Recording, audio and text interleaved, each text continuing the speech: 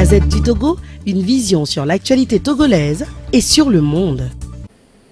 Mesdames, Messieurs, bonsoir et bienvenue.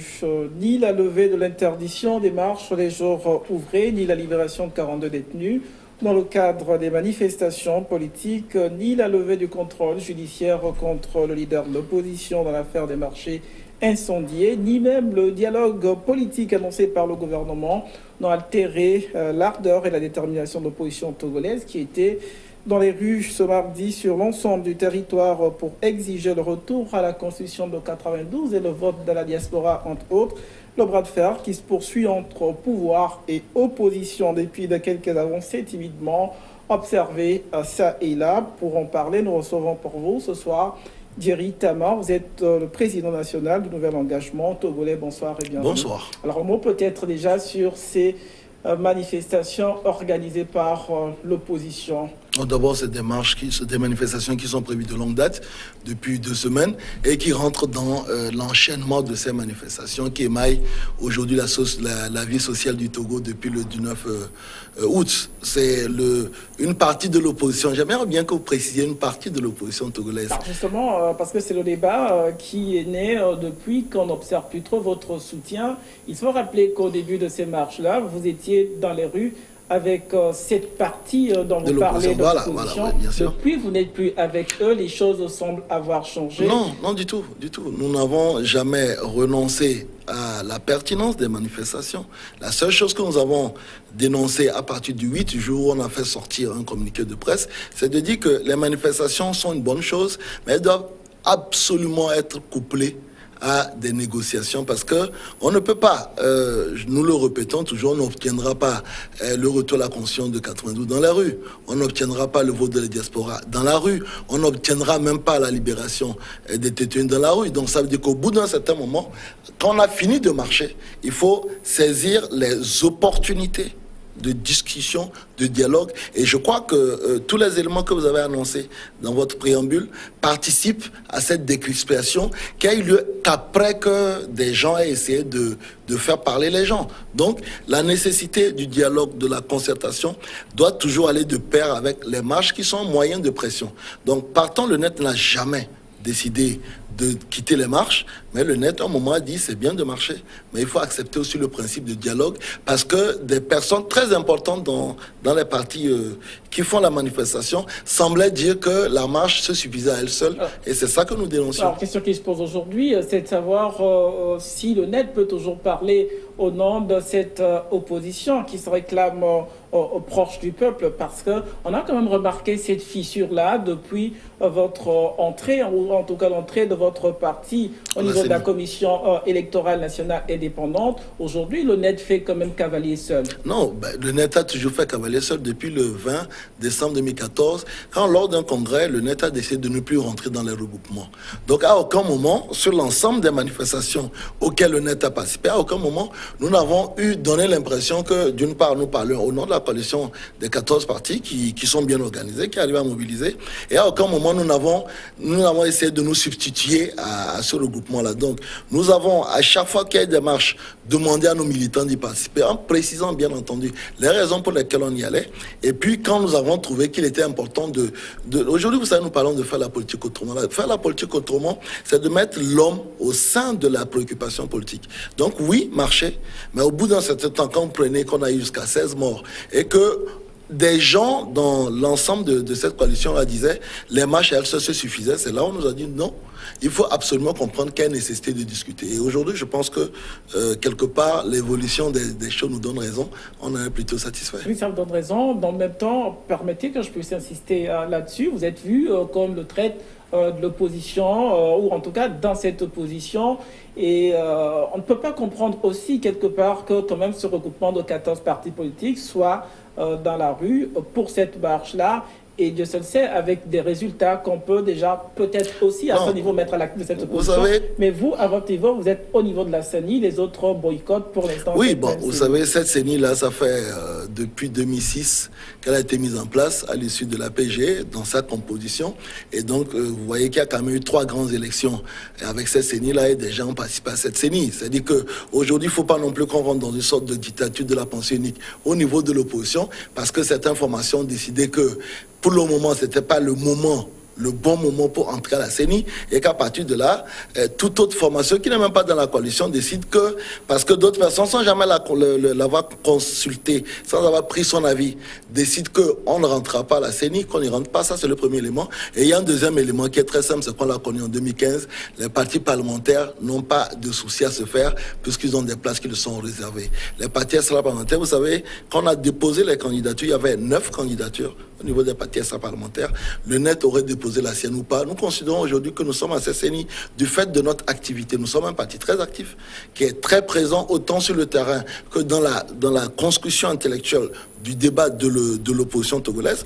Donc nous considérons que c'est pour cette raison qu'on est à la CENI. Sauf que c'est une démarche qui semble fragiliser quand même l'opposition. Non, pourquoi, dans une dynamique pourquoi fragilise l'opposition d'action avec tout ce qui est fait. Non, mais heureusement que nous ne sommes pas la coalition 80 des partis des 14 partis. Nous considérons d'ailleurs qu'aujourd'hui, cette coalition a fait un travail remarquable et que nous sommes dans une logique d'avancer progressivement. Nous sommes à la tête d'une formation politique qui veut faire du moyen et long terme. Et pour faire du moyen et long terme, il ne faut pas rentrer dans une politique, dans une approche jusqu'au boutiste comme celle qui a semblé être de mise au niveau des groupes de 14. Donc vous condamnez aujourd'hui cette forme, ce que certains appellent une radicalité de Non, nous ne condamnons pas, nous nous réjouissons qu'aujourd'hui les lignes se retrouvent tout autour des convictions du net au départ. Nous avons dit qu'on n'aura pas la conscience de 94, pas la 92 par la rue, il faudra l'obtenir éventuellement, si on doit l'obtenir, par la discussion. Nous avons dit que le vote des Togolais de la diaspora, qui n'est pas dans la conscience de 92, qu'il va falloir un moment s'asseoir à discuter. Et nous avons dit qu'il faudra accepter le principe d'avoir des personnes extérieures qui viennent nous aider à régler notre problème. Ce week-end, le président ghanéen l'a fait. C'est très bien parce qu'on voit que depuis que cette rencontre a été faite avec l'ensemble des protagonistes, le groupe des 14 et le chef de l'État, les lignes sont en train de bouger. C'est ce que nous demandions depuis. Nous disions, quelle que soit la personne qui vient de l'extérieur, qu'elle soit togolaise ou bien hors du Togo, l'essentiel qu'elle ne fasse pas partie des protagonistes, qu'elle vienne, qu'elle nous écoute et qu'elle nous aide à trouver des lieux communs de discussion. C'est ce qui est en train de se mettre en place et nous en réjouissons. Alors jusqu'à encore ce week-end, on avait des positions assez tranchées. Vous dites, grâce quand même au président ghanéen, on voit que les lignes continuent quand même par bouger. Et là, je venais de citer quelques points déjà obtenus. Ça dépend d'où on se trouve. D'autres le prennent jusque-là comme des artifices politiques. Et vous, comment appréciez-vous aujourd'hui ces décisions qui sont prises par le gouvernement, notamment la libération de 42 détenus dans le cadre des marches pacifiques, la levée aussi du contrôle judiciaire contre le leader d'opposition dans l'affaire des marchés incendiés. Et troisième point très important, je pense, auquel sans doute beaucoup s'attendaient, le dialogue politique annoncé par le gouvernement, même si au bout, on n'a pas une date aussi pour ce dialogue. Oui, bon, d'abord, c'est que la libération des détenus, ça fait maintenant, on va dire, un mois qu'on s'y emploie pour cela, dans la mesure de nos moyens, bien entendu. Et aujourd'hui, on s'en réjouit. Ce qu'on voudrait, bien entendu, c'est que toutes les personnes interpellées, qu'elles aient été jugées ou pas, dans l'esprit de l'accalmie, puissent être libérées. Donc on espère que ça va se faire dans les jours à venir. La levée du contrôle judiciaire, nous espérions aussi qu'il soit étendu à d'autres formations politiques, y compris des leaders politiques aujourd'hui qui ne font même pas partie du groupe des 14. On a des leaders, par exemple, du parti Obu, qui sont aussi dans la même situation. Donc il ne faut pas qu'on ait l'impression qu'en réalité, c'est uniquement certaines personnes qu'on veut cajoler. Donc il faut que cette mesure-là s'applique à tout le monde. Et l'ouverture du dialogue est une bonne mesure, mais il y a autre chose, il y a mieux. C'est qu'aujourd'hui, à l'issue de la manifestation d'aujourd'hui, le chef de file de l'opposition a dit ouvertement qu'il participera aux discussions qui vont se mettre en place. Donc aujourd'hui, nous sommes particulièrement ravis de considérer que les Togolais, au-delà de nos différences et au-delà même de nos clivages politiques, comprennent qu'il est important qu'on s'asseye, qu'on discute. Maintenant, ce n'est qu'un premier pas. Le plus dur est devant, mais au moins aujourd'hui, on a avancé. Est-ce que ce dialogue-là, juridiquement, ne vient pas peut-être un peu trop tard de savoir qu'on en arrive finalement à cette solution après plusieurs morts, après plusieurs dégâts aussi matériels sur l'ensemble du territoire? Est-ce que cela ne vient pas peut-être trop tard, ce dialogue? Si on devait être mauvaise langue et tirer un peu le drap sur nous, on aurait dit oui, mais on avait dit. Mais bon, aujourd'hui, ce qu'il faut reconnaître, c'est qu'il y a un sursaut. patriotique au niveau de l'ensemble des acteurs, du président de la République qui est donc un initiateur de ce dialogue. Donc ça veut dire que les gens ont compris que ce que nous dénoncions depuis le début en disant le référendum n'est pas une solution, c'est pas une panacée, ça veut dire qu'il y a une reprise en compte de cet élément-là. Donc non, je pense que pour construire un pays, n'est jamais trop tard pour bien faire. Aujourd'hui, je le dis, c'est une première étape. Après, c'est de voir ce qu'on mettra dans ce dialogue, mais je considère que c'est déjà une bonne étape. Comment peut-être déjà l'expliquer quand on arrive finalement, encore une fois, après à ce dialogue-là? C'est pas encore fait, mais on sait que ce sera fait. Alors comment est-ce qu'on en arrive là, vu qu'on aurait peut-être pu plus tôt convoquer ce dialogue, et quelle est peut-être la responsabilité des uns et des autres dans... On va dire... Non, moi, honnêtement, je ne veux pas rentrer dans ça, parce que si on commence à trouver des responsables avant et d'aller s'asseoir discuter, on va encore créer des problèmes. Aujourd'hui, moi, je félicite en premier lieu même le chef de file de l'opposition, qui a... Excusez-moi, est-ce que peut-être de part et d'autre, on était dans un déni de la réalité? Oui, on était dans un déni de la réalité. Là, vous avez trouvé la bonne expression. On était dans un déni de la réalité parce que, un moment, on est tombé dans une surenchère et puis dans une sorte d'engouement, dans une sorte de fièvre de la révolution, on peut le dire. Surenchère, fièvre au niveau de l'opposition. Et au niveau même du pouvoir aussi. Le pouvoir peut-être aussi qui ne semblait pas reconnaître aussi l'existence d'une véritable crise. Non, je crois que non. Le pouvoir a connu l'existence d'une véritable crise en se précipitant pour proposer le projet de loi le 5 septembre 2017. S'il n'y avait pas eu... Aujourd'hui, moi, je pense qu'il faut dire aux Togolais que les marches ont eu un effet. C'est que si ne demande pas de dialogue, si le 5, on a proposé un texte, c'est dû au fait aux manifestations du 9 et à celles du 6 et 7. Parce que ne donnons pas l'impression qu'on n'a absolument rien eu. Tout le monde, regardez le nombre de sommets qui ont été annulés, dont le pays devient de plus en plus ingouvernable, et tout le monde a intérêt à aller s'asseoir autour d'un dialogue. Donc, moi, je n'ai jamais pensé que les manifestations n'ont pas de résultat, mais au bout d'un certain temps, je parlais de ces surenchères, de donner l'impression que par la rue on peut tout obtenir, alors que malheureusement, nous sommes dans un état de droit, et dans un état de droit, nous sommes obligés, qu'on le veut ou non, de respecter les lois que nous-mêmes nous sommes imposées. Donc, oui, je crois qu'on aurait sans aucun doute peut-être pu éviter des choses, mais vous savez, la rue a aussi une bonne leçon. C'est-à-dire que l'opposition a montré qu'elle est capable de mobiliser, mais on a aussi vu les limites de la mobilisation. Et je crois que c'est très bien pour l'avenir. Par rapport à ces limites des manifs dont vous parlez, on a vu qu'aujourd'hui, c'était, ayant peut-être le courage de le dire, relativement faible par rapport aux mobilisations des semaines précédentes. Est-ce que c'est peut-être là un début aussi... on va dire, de démobilisation au niveau de la base de l'opposition? Vous savez, mon avis, c'est que parfois on a mis la barre tellement haute que je me souviens, puisque j'ai pris part à ces manifestations, le 6 et le 7, on nous disait le 7 c'est fini, c'est fini. Après, on a fait la marche du 4 et 5 octobre, on a dit le 5 c'est fini. Et donc, du coup, il y a quand même la foule à bonne mémoire. C'est qu'à force de dire, par exemple, que telle marche aboutit à un résultat définitif et qu'on ne le voit pas, il est évident qu'au bout d'un certain temps, les gens se posent des questions. Ça, c'est le premier élément. Le deuxième élément, c'est que les marches du 18 et du 9, qui étaient interdites dès le départ, ont conduit aussi à énormément de répression qui, parfois, ont été réellement très, très dures, disproportionnées, que nous avons condamnées. Et ceci aussi amène les gens à se poser les questions de l'utilité de ce qu'ils font s'ils ne voient pas de résultats concrets. Donc, je crois que quelque part aussi, on peut comprendre qu'il y a cette lassitude aujourd'hui. Nous devons être à la 10e manifestation depuis le 9. Donc il y a une sorte de lassitude qui se met en place. Peut-être aussi une forme de psychose liée à la peur qu'on peut avoir, à la répression. De ce phénomène. Pas seulement la répression, des milices qu'on a connues. Que nous avons condamnées, bien sûr. Peut-être d'une manière ou d'une autre agir sur cette faible mobilisation. Je crois que quelque part, nous, en ensemble, nous, leaders de l'opposition, comme ceux du pouvoir, nous n'avons pas suffisamment reconnu nos responsabilités. Je trouve que le 5, nous avons été encore une fois la seule formation politique à avoir présenté ouvertement des excuses pour les exactions qui ont été faites, même si elles n'étaient pas de notre fait, même si, à mon sens, elles n'étaient pas du fait de n'importe quel leader politique. Et autant aussi le 5, le 4 et le 5, non, c'est pas le 4 et le 5, le 20, le 18 et le 19, la sortie des milices, je trouve aussi que ça a été trop mal géré, puisque manifestement, personne n'a endossé la responsabilité de cette sortie de milices. Mais ce qui a conduit à une sorte d'équilibre de la terreur et qui a peut-être démobilisé les gens. Mais pour moi, comme je l'ai dit tout à l'heure, je considère que les manifestations ont apporté beaucoup de résultats. Maintenant, il faut capitaliser, il faut trouver le moyen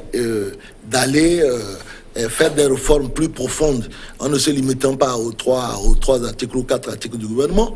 Il faut aller s'attaquer au code électoral, qui est très important, sur lequel il y a des articles qui sont très importants qu'il faut modifier. Et c'est le bon moment. C'est le bon moment. Comme ça va nous éloigner d'une part du référendum, pour lequel nous sommes complètement opposés, mais ça va nous permettre d'organiser dans de meilleures conditions les élections locales qu'on a jamais faites au Togo depuis longtemps et les élections législatives. Alors, concrètement, quelles sont peut-être les voies de sortie de crise? Quel schéma peut-on avoir lors de ce dialogue annoncé par le gouvernement? Alors peut-être déjà sur la date de ce dialogue, c'est vrai, il a été annoncé, mais on ne connaît pas la date. Est-ce que c'est je pense que ça se fait assez rapidement parce que le temps nous fait défaut. Mais je crois que si on me demandait mon avis, moi j'aurais préféré que tout ça se fasse à l'Assemblée. C'est vrai qu'en le faisant à l'Assemblée, ça nous exclut puisqu'on n'est pas à l'Assemblée. Mais je trouve que c'est le lieu, puisque quel que soit ce que nous obtenons comme élément à l'issue du dialogue, tout ceci devait être entériné par l'Assemblée. Donc à la limite, on aurait pu faire l'économie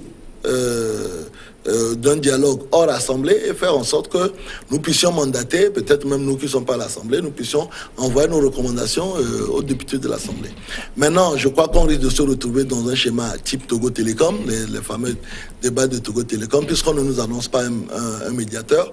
Donc, qu'on puisse se retrouver dans un schéma type Togo Télécom, où l'ensemble des acteurs se retrouvent et avancent point par point sur l'ensemble des points. Est-ce que vous voyez déjà à l'échec dans ce schéma Togo Télécom, dans la mesure où, voilà, sans médiateur, les positions telles qu'elles sont aujourd'hui, très tranchées, est-ce que cela n'a pas un risque? Non, moi je ne pense pas qu'on n'a plus de position tranchée. Vous savez, il y a un mois de cela, les gens disaient que le seul dialogue qui vaille la peine, c'est celui concernant le départ de Fonya Singbe.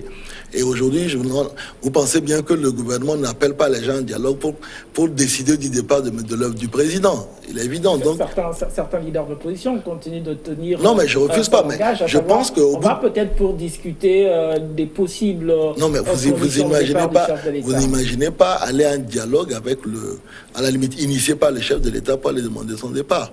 Dans ce cas-là, à la limite, ça sert à rien d'aller à un dialogue. Parce que si c'est pour aller parler du départ du chef de l'État, vous n'irez pas à ce dialogue.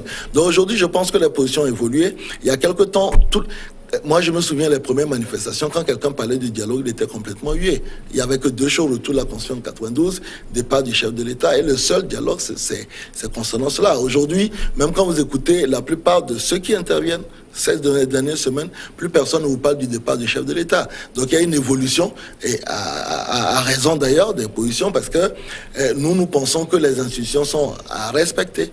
La présidence est une institution, et qu'aujourd'hui, ce qui revient à l'ensemble de l'opposition, c'est de s'organiser pour gagner les élections législatives de 2018, qui seront le premier tremplin pour la victoire de l'opposition en 2015 et en 2020. Alors, comment on y arrive? Aujourd'hui, on a une opposition assez hétéroclite, c'est vrai, sur peut-être le fond, même si sur la forme, il faut le rappeler, il semble s'entendre. On a un groupe assez compact, mais on a aussi un leader de l'opposition légitime, Jean-Pierre Fabre, mais on ne peut pas, c'est aussi peut-être une réalité, composer sans Tipi Hatchadam, qui s'est révélé comme étant aussi un opposant ces derniers temps farouche au pouvoir. Comment est-ce que tout cela peut être organisé? Non, mais aujourd'hui, vous avez vu, il y a de cela une semaine, quand le ministre de l'administration a invité les partis politiques pour discuter, vous avez vu qu'il y a aujourd'hui des indépendances qui se mettent en place. Le Carré a dit sont venus et les autres ne sont pas venus. Au départ, il y avait eu un communiqué qui disait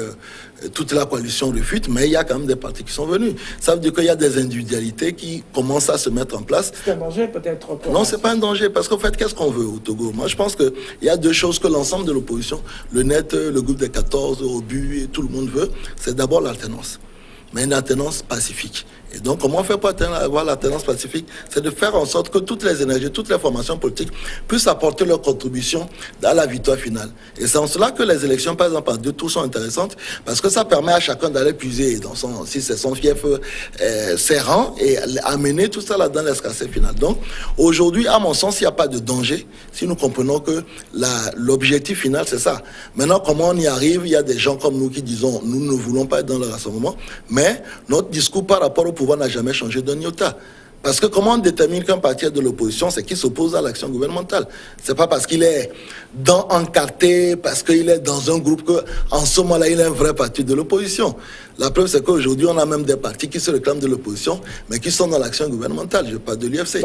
Voilà, donc nous, on est... Vous voulez dire que vous êtes toujours dans l'opposition? Bien sûr. Vos camarades de l'opposition pensent, eux, que vous n'êtes pas dans l'opposition. Bon, maintenant, après, le problème, c'est que il appartient au peuple. En 2018. Là où je peux peut-être en venir à l'idée qu'on peut se faire d'un dialogue et on sait la communauté internationale aussi a longtemps appelé à ce dialogue-là. Il y a eu cette idée de faire en sorte que, c'est d'ailleurs ce qu'on peut comprendre dans le sens à donner au mot dialogue, chacun puisse mettre de l'eau dans son vin. Concrètement, au niveau de l'opposition, qu'est-ce qui peut être concédé et qui pourrait être mis à l'actif d'une avancée majeure et aussi au niveau du pouvoir? Non, vous savez, moi, en mai 2016, le groupe ANC a fait une proposition de loi qui n'a jamais abouti et qui concernait une dizaine d'articles. Et cette dizaine d'articles, au fait, ont été repris sur les travaux que nous avons faits lors du conclave de l'opposition. Et donc ça, c'est une base de travail qui est intéressante. Aujourd'hui, on a découvert que le gouvernement voulait modifier l'article 52, dont personne n'avait parlé, mais pour lequel nous sommes parfaitement d'accord. Donc je pense que si on prend l'ensemble de ces deux propositions, on peut travailler. Il est évident qu'aujourd'hui, le discours qui consiste à dire retour à la Constitution de 92 avec pour conséquent départ immédiat de Faure Gnassingbé ne peut pas prospérer. On est bien d'accord. Donc aujourd'hui, je pense que pour accepter ce que l'ensemble des Togolais, j'étais au colloque de monsieur, je ne veux pas dire monsieur Koroko, mais du Centre de droit public, et même les gens qui ont contribué à concevoir la Constitution de 92 reconnaissent bien entendu que cette Constitution-là n'est pas la plus parfaite et qu'une Constitution, comme toute humaine, est appelée à évoluer. Donc aujourd'hui, je crois que si on écoute tous ces propos, on ne peut pas aller mettre en place une nouvelle Constitution uniquement avec les 3 articles proposés par le gouvernement. C'est insuffisant, mais au même moment, on ne peut pas dire qu'on revient, on va modifier 47 articles pour revenir à la Constitution de 92. Qu'est-ce qu'on fait concrètement, surtout sur... Donc on prend la dizaine... L'article lié à la limitation du mandat, c'est que tout finalement achoppe à ce niveau. L'opposition qui parle pour elle de départ immédiat du chef de l'État. Vous savez, ce n'est pas possible. Alors quel arrangement peut-on avoir que vous proposez à Non, mais vous savez, moi je ne suis pas opposé à l'article qui consiste à dire en aucun cas nul ne peut faire de mandat. Parce que justement en 92, cet article-là existait, M. Faure Gnassingbé le monsieur Gnassingbé Yadema s'est présenté aux élections. Moi, je pense qu'on fait faux débat. Ce qui est important en 2020, c'est pas de battre ou bien d'éviter que monsieur Faure Gnassingbé gagne les élections, mais c'est de battre le candidat d'unir. Parce que si même monsieur Faure Gnassingbé ne se présente pas et que quelqu'un d'autre, comme on va dire en Russie, entre Poutine et Medvedev, et en ce moment-là, parce que nous sommes quand même dans un gouvernement où il y a un président, un premier ministre, et qu'on ait un président qui n'a finalement pas de pouvoir, et que monsieur Faure Gnassingbé devienne premier ministre, on aurait gagné à quoi? On aurait gagné nulle part. Aujourd'hui, il faut cesser de se focaliser sur la candidature de M. Faure Gnassingbé et de se dire que ce qui est important, c'est comment on fait pour battre le candidat d'UNIR en 2020. Moi, je ne pense pas qu'il y aurait de l'alternance si c'est un autre candidat d'UNIR qui gagne en 2020. Donc, on fait fausse route en se focalisant là-dessus. Et moi, j'espère que les débats qui vont se mettre en place, qu'on puisse comprendre comment on fait pour améliorer le cadre électoral qui puisse permettre et garantir la traçabilité du scrutin, la transparence du scrutin et permettre à toutes les forces démocratiques de s'unir et battre le candidat d'UNIR. Voilà. C'est tout. Thierry Tama, on sait aussi, par rapport à ce dialogue-là, que notre pays, le Togo, depuis la conférence nationale souveraine, a connu plus d'une vingtaine de dialogues. Aucun n'a véritablement eu la finalité à laquelle on pouvait s'attendre. Qu'est-ce qui donne la garantie que cet accord, en fait, ce dialogue serait le meilleur? Voilà, qu'est-ce qui... Deux choses. La première, c'est que moi, je pense que c'est faux de dire qu'aucun dialogue n'a fait avancer les choses. On a organisé les élections de 2007 grâce à la PG. Et on a, vous savez, moi... Après, oui, mais le problème, c'est que tant qu'on considère que le dialogue doit aboutir à la victoire de l'opposition, sans s'y préparer, je pense que c'est là où se trouve l'erreur. Les gens considèrent au Togo qu'une élection transparente, correcte, c'est une expression qui conduit à la victoire de l'opposition, point. Et tant que c'est pas ça, c'est pas une bonne élection. Mais au même moment, aujourd'hui, nous avons un code électoral qui permet d'avoir dans chaque bureau de vote 2 à 3 personnes qui sont de l'opposition. Qu'est-ce qui prouve que ce dialogue sera peut-être le meilleur, qui fera en sorte que le Togo ne retombe plus dans ses travers, pour que peut-être on en finisse une fois pour de bon avec cette crise. Je n'ai pas de boule de cristal, mais je trouve qu'on a peut-être fait 100 dialogues, mais on a fait 1000 marches. Et donc, quand vous comparez la centaine de dialogues aux milliers de marches, autant on peut considérer que les dialogues n'ont pas été efficaces, autant on peut se poser aussi une question sur l'efficacité des manifestations. Aujourd'hui, nous sommes à un carrefour. C'est pour ça que j'ai commencé à dire qu'il faut associer les deux. La pression de la rue et le dialogue. On a dans tous les pays du monde, vous prenez la crise israélo-arabe, malgré tout ce qui se passe, les gens dialoguent. Dans tout, combien de tentatives n'a-t-on pas fait entre les deux Allemagnes avant qu'un jour le mur ne tombe. Donc on ne peut pas considérer que, parce qu'on en a fait 5, 10, 20, 30, 40, qu'il n'y a pas de résultat. D'abord, c'est que les acteurs ils sont différents. D'abord, c'est que les contextes sont différents. Aujourd'hui, nous sommes le seul pays dans la CEDEAO qui n'a pas de limitation de mandat. Vous y croyez Non, je n'y crois pas. Si. Vous croyez, je veux dire, au dialogue comme peut-être seule voie aujourd'hui, royale de résolution de la crise? Non, il faut maintenir la pression de la rue. Et donc, faire en sorte qu'elle soit plus importante que celle qu'elle a été aujourd'hui et associer à cette pression de la rue un dialogue, mais un dialogue dans lequel il faut que tout le monde soit sincère. Le problème, c'est que, je l'ai dit tout à l'heure, on ne peut pas aller à un dialogue en disant, voilà ce que moi j'ai sur mon papier, vous prenez ça, après on doit laisser. Ben, en ce moment-là, l'autre en face, il vous dit chiche.